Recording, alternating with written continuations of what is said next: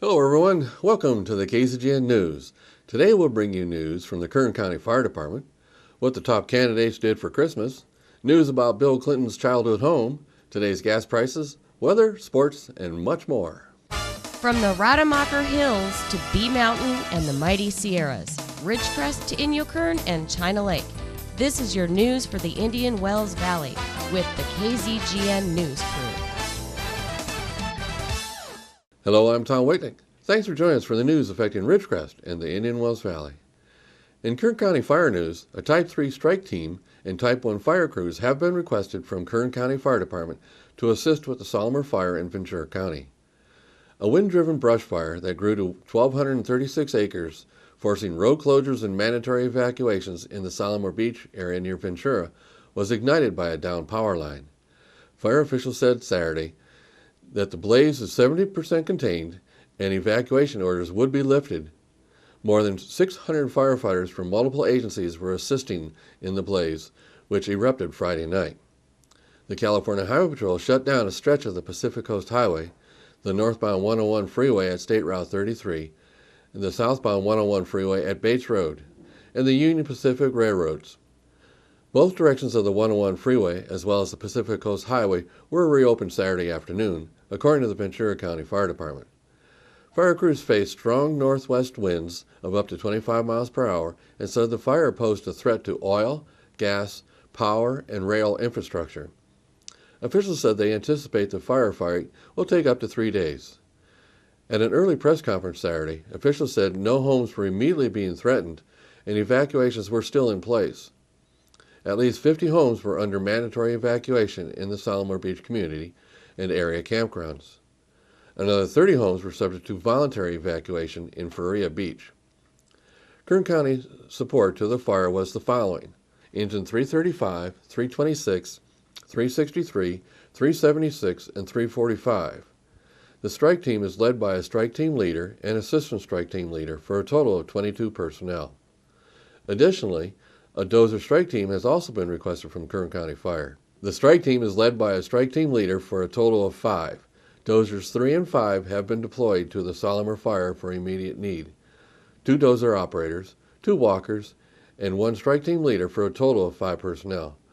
Kern County Fire Type 1 Crew 11 is led by a superintendent for a total of 14 crew members.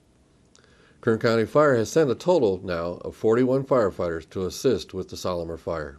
In the presidential campaigns, the scene most of the weekend jabs back and forth were mostly between Sanders and Trump. Sanders was out on news programs criticizing Trump's position on wages. Trump was saying wages are too high and need to be lower. Trump was responding to him on a couple of occasions. Trump replied that his comment was not taken in context, that he was saying wages for certain positions are too high. However, people's wages in general are too low because the jobs people have available are low-paying jobs. Not that people's wages should be lowered. Trump tweeted this morning, "Wages in our country are too low, good jobs are too few, and people have lost faith in our leaders. We need smart and strong leadership now." The liberal media and Sanders are trying to depict this as a Trump flip. However, Trump is stating that his comments remain the same. The root of this whole issue is Trump's previous comments that he does not support raising the minimum wage, a position most all Republican candidates share with Trump, but a position strongly rebutted by the Democratic candidates that favor raising the minimum wage to $15 per hour. The voters in California will have an initiative in 2016 concerning raising the state minimum wage. This Friday, January 1st, 2016, the California minimum wage raises to $10 per hour. In a humorous story, you know those Caltrans digital highway signs that warn people to road conditions ahead on freeways? Well, someone hacked into one down in LA and changed it to say, "The Inland Empire supports Trump. Merry Christmas." This was reported by numerous TV stations in LA.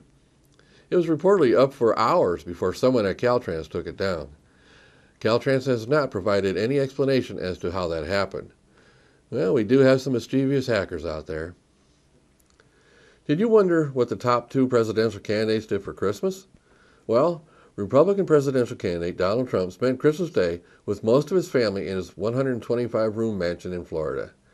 Trump shared a photo to Instagram on Christmas Day that showed him posing alongside his wife Melania and youngest son Barron, 8 years old. Also in the photo is his oldest son, Donald Jr., his wife Vanessa, and their 5 children. The real estate mogul wrote in the caption, "Merry Christmas to all. Have a great day and have a really amazing year. Together, we will make America great again. It will be done." On Christmas Eve, the GOP frontrunner was dining at the exclusive Mar-a-Lago club with his entire family, including his youngest son Barron and wife Melania. After leaving the mansion, the billionaire businessman and his family then went on to attend the 10:30 p.m. midnight mass service at Bethesda by the Sea in West Palm Beach, Florida. He somehow managed to avoid the massive number of photographers and members of the press waiting outside to document his arrival. Instead, he slipped inside unnoticed. The only photographs from the evening coming from some of his fellow churchgoers who uploaded them on social media. Trump, meanwhile, went silent on social media for the service, posting shortly before he left to attend the Mass, "Merry Christmas to all. Have a great day. Together, we will make America great again. It will be done." Earlier in the day, he wrote on Twitter, "I am now in Palm Beach, Florida, and will be going to church tonight." Trump's fellow midnight mass attendees mostly just wrote on Twitter that they had spotted Trump at the service, with a few noting that they were checked by Secret Service members before entering the church. His Secret Service detail may explain why he slipped in unnoticed, as they likely coordinated his entrance to avoid any possible safety concerns for him and his family. Photos of Trump during the service show him solemnly standing to receive communion and greeting fellow parishioners alongside his wife Melania, dressed in an understated black dress for the occasion. Also in Palm Beach for the holiday are Donald's son Eric and his wife Laura, who earlier this week shared a photo of Donald, Melania, and all the Trump children and their spouses at the annual Trump holiday party. On the Democrat leader, Hillary Clinton, I couldn't find any news about what her family did on Christmas. There were no reports whether the family attended any Christmas church services. However, the whole family was spotted out for a walk in New York over the weekend with a pregnant Chelsea Clinton. She was spotted out on a festive stroll with her husband, daughter, and parents Hillary and Bill as they enjoyed some family time together. The Clintons look to be in high spirits following the news that Chelsea is expecting a second child, with the family smiling and waving at passerbys during their walk through Manhattan on Sunday. Chelsea, who grinned as she pushed along 1-year-old Charlotte in a buggy, hid any signs of a baby bump along with a long gray coat and orange scarf. Chelsea, 35, and her investment banker husband of 5 years, Mark Mezvinsky, took turns in charge of the stroller and on the festive wander around Midtown Manhattan. They visited a bookstore and also stopped for an ice cream. Her mother, at one stage, even pushed the stroller herself, although Bill kept a guided hand on the handle. It is thought that this is the first time she has been seen in public directly interacting with 1-year-old Charlotte. So, that's what I found out about what Trump and Clinton did on Christmas. The Obama family spent Christmas in Hawaii. According to White House press release, the Obama family did not attend any church services. The press release said the following: on Christmas Eve, the president made phone calls to service members, then joined the family for a Christmas Eve dinner. Christmas morning, the family gathered for breakfast at 8 a.m. Afterwards, they opened their presents and sang Christmas carols.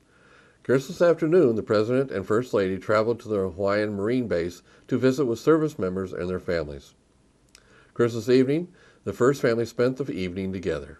Now stay with us for news about President Bill Clinton when we come back.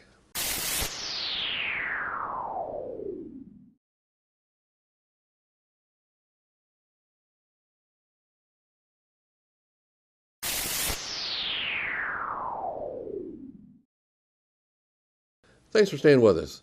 In Bill Clinton news, Bill Clinton's birthplace in Hope, Arkansas, was heavily damaged in an early morning Christmas fire. According to CBS News, arson is suspected, though the fire remains under investigation, according to Hope Police Chief Junior Wilson. The fire broke out at approximately 3:20 a.m. Friday. Clinton's birthplace in Hope is a National Historic Site that is operated and staffed by the National Park Service. The fire comes as former First Lady Hillary Clinton makes her second run for the White House. Hillary Clinton is the favorite to win the Democratic nomination in 2016 and has been engaged in recent days in a war of words with GOP presidential frontrunner Donald Trump. Bill Clinton was born and spent the first 4 years of his life in the house in Hope, which was owned by his grandparents. The home experienced significant fire damage. In weather news, we've been hearing all about the weather problems most of the country has been seeing. Seems the huge windstorms that blew through here last week are hitting the rest of the country hard. From the 3 feet of snow in Roswell, New Mexico, to snow flurries blanketing palm trees in El Paso, Texas, wild weather is taking over the country this week. And as thunderstorms knock out power in New Orleans, and the Midwest braces for snow, ice, and freezing rain today, the wild weather isn't going away. 11 died in Texas after several tornadoes struck this weekend, causing widespread damage to homes and buildings and sending dozens to the hospital. In Garland, Texas, a suburb of Dallas, 8 people died Saturday when an EF4 tornado touched down. The National Weather Service Fort Worth survey team said EF4 tornado brings winds of over 165 miles an hour. 3 others died in Collin County, police said. About 6,000 homes lost power. Deadly flash floods hit the Midwest this weekend, killing 13. The Marion County, Illinois Sheriff's Office said 5 people were killed there Saturday. In central Missouri, 8 died in Saturday flooding incidents. Missouri Governor Jay Nixon declared the state of emergency because of the heavy rain. Heavy rains, high winds, snow and ice are taking over Oklahoma. The water has completely submerged some cars underwater. Power lines were snapped in half from high winds. About 60,000 are without power there. The heavy ice is also coating many roads and highways today, making dangerous commutes. At least 42 people were killed across 7 states since Wednesday, following days of severe weather, including flash floods in Illinois and tornadoes in Texas. The Marion County, Illinois Sheriff's Office said 5 people were killed Saturday as a major storm system brought flash flooding and blizzard conditions. In central Missouri, 8 have died in Saturday flooding incidents. 2 deaths were reported in Alabama, 10 were reported in Mississippi, 6 were killed in Tennessee, and 1 died in Arkansas. Meanwhile, 11 died in Texas after several tornadoes were reported into the Dallas area, causing widespread damage to homes and buildings and sending dozens to the hospital. American Airlines said it is pledging a $100,000 donation to a Texas chapter of the American Red Cross to help those in the Dallas-Fort Worth area who were affected by the tornadoes. Next in the sights of this storm front is the Northeast. The Northeast has been basking in warmer than normal temperatures since winter started. People in areas that normally have feet of snow on the ground have none at all, but that should be changing real soon. The storm front is moving that direction. With it, temps should plummet to normal, and snow and ice is also on the way. Yet New York City will get cooler temps and some rain and sleet Tuesday and Wednesday. The forecast for New Year's Eve is a little better. The mild weather during the last couple of days of the month will ensure that this December finishes as the warmest December on record for New York. The warmest December on record was in 2001 with an average temperature of 44.1 degrees. Dry conditions are forecast for the revelers gathering in Times Square on New Year's Eve, with temperatures falling through the 40s and wind chill temperatures in the 30s. So the dropping of the ball in Times Square should be nothing like in years past with frigid temperatures. 3 days to 2016.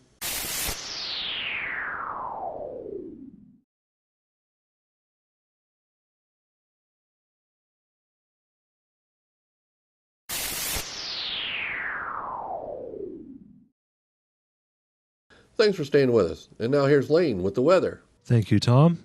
From the National Weather Service, a major storm system will continue to bring a plethora of impacts, including heavy snowfall, ice, heavy rainfall, flooding, and severe weather today and tonight. The low-pressure system will move toward the Great Lakes region on Tuesday, shifting the winter storm threat into upstate New York and New England. Temperatures across the nation. Carolinas at 65, Georgia at 72, Arkansas at 46, northern Texas at 27, New Mexico at 24, and Los Angeles at 54. And for us locally, tonight, partly cloudy with a low around 26, west-northwest wind 5 miles per hour. Tuesday, sunny with a high near 51, southwest wind 5 miles per hour. Tuesday night, mostly clear with a low around 26, south-southwest wind 5 miles per hour. Wednesday, sunny with a high near 52, with a calm wind. Wednesday night, mostly clear with a low around 28, east-northeast wind 5 miles per hour. And Thursday, sunny with a high near 53, north-northeast wind 5 to 10 miles per hour with gusts as high as 15. And that is your forecast for the IWV. Now back to Tom. Now in KZGN's continuous effort to provide news and information you've asked for, here are today's gas prices for Ridgecrest and some surrounding areas. Well, since my last report last week, gas prices everywhere have jumped a whole bunch. Local prices jumped 16 cents per gallon to $2.77 per gallon for the low. But our prices are currently slightly lower than other areas we monitor. As of this morning, Ridgecrest is ranging from $2.77 to $3.19. Lancaster's ranging from $2.89 to $3.09, the LA Valley area $2.79 to $2.99, and the Bishop area $2.83 to $3.09. We have 4 stations at the $2.77 amount. Tune in Mondays, Wednesdays, and Fridays for updates. We at KZGN always suggest you shop locally to support our local economy. Remember, when you pay any sales tax out of town, you are helping those cities pave their streets instead of here. So that's the news for today. All of the KZGN-TV know you have a choice in what you watch for your news. We all thank you for choosing KZGN-TV, Ridgecrest's only locally owned community TV station. Now stay tuned for a Ridgecrest Talk coming up next.